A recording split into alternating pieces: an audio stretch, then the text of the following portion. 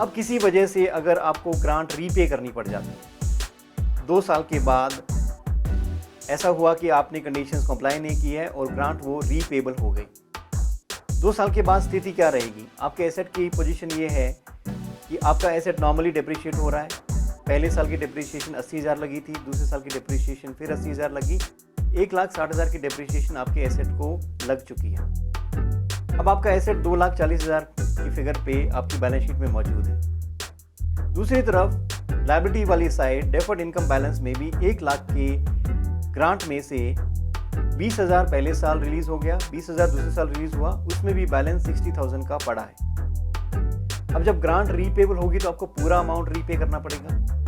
तो जो आपकी एंट्री होगी कैश अकाउंट क्रेडिट, वो होगा 1 लाख रुपए आपको वापस देने पड़ेंगे, क्योंकि 1 लाख की आपको ग्रांट मिली थी। आपके डेफर्ड इनकम बैलेंस में 60,000 रुपए पड़े हैं, उन्हें डी रिकॉग्नाइज करना पड़ेगा। डी रिकॉग्नाइज करेंगे तो डेफर्ड इनकम डेबिट होगा 60,000 से, और 40,000 का चार्ज पीएनएल में डेबिट होगा, क्योंकि आपको ग्रांट रीपे करनी पड़ रही है। पहले 2 साल में आपने क्या किया? आपने क्रेडिट किया पीएनएल में, इनकम दिखाई ग्रांट की 20,000 पहले साल, 20,000 दूसरे साल, 40,000 की टोटल इनकम आप दिखा चुके हैं अब तक। पर अगर आपको रीपे करनी पड़ गई तो आपको ये 40,000 की जो इनकम है इसे रिवर्स करना पड़ता है ग्रांट रीपेमेंट के दौरान, क्योंकि आपको 1 लाख वापस देना पड़ रहा है। आपके डेफर्ड इनकम में बैलेंस है 60,000, वो डी रिकॉग्नाइज हो गया। जो डिफरेंस है 40,000 वो पीएनएल में एक साथ चार्ज होगा और आप ग्रांट डी रिकॉग्नाइज कर देंगे रीपेमेंट पे। यही एसेट अगर आपने ऑल्टरनेटिव परफॉर्मेंस मेजर के बेसिस पे रिकॉर्ड किया है तो आपने डिप्रिसिएशन चार्ज कम की है।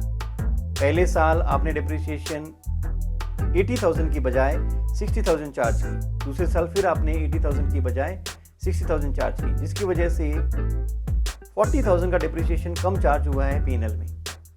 और दूसरी तरफ आपका एसेट जो 2,40,000 पे रिकॉर्ड होना चाहिए था, वो 3 लाख में से पहले साल की डिप्रिसिएशन 60,000, दूसरे साल की डिप्रिसिएशन 60,000, 1,20,000 से कम हुआ, वो भी 1,80,000 का दिखाई दे रहा है।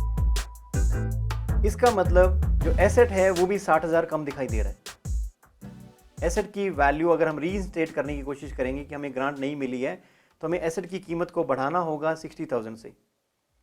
तो एक तरफ एंट्री होगी मशीन अकाउंट डेबिट 60,000, जिसकी वजह से एसेट उस कीमत पे आएगा जिस कीमत पे होना चाहिए। अगर ये ग्रांट हमें नहीं भी मिलती, हम 4 लाख के एसेट को नॉर्मल डिप्रिशिएट करते तो 80,000 का डिप्रिसिएशन हर साल होता, 1,60,000 का डिप्रिसिएशन होता, 2,40,000 का एसेट होना चाहिए था।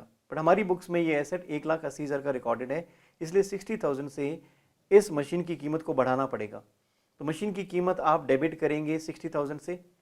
दूसरी तरफ आपने डिप्रिसिएशन कम चार्ज किया, 40,000 का डिप्रिसिएशन कम चार्ज हुआ है ईयर 1 और ईयर 2 में, तो आपको ये एडिशनल डिप्रिसिएशन चार्ज करना पड़ेगा प्रॉफिट और लॉस अकाउंट में। तो एडिशनल डिप्रिसिएशन डेबिट होगा 40,000।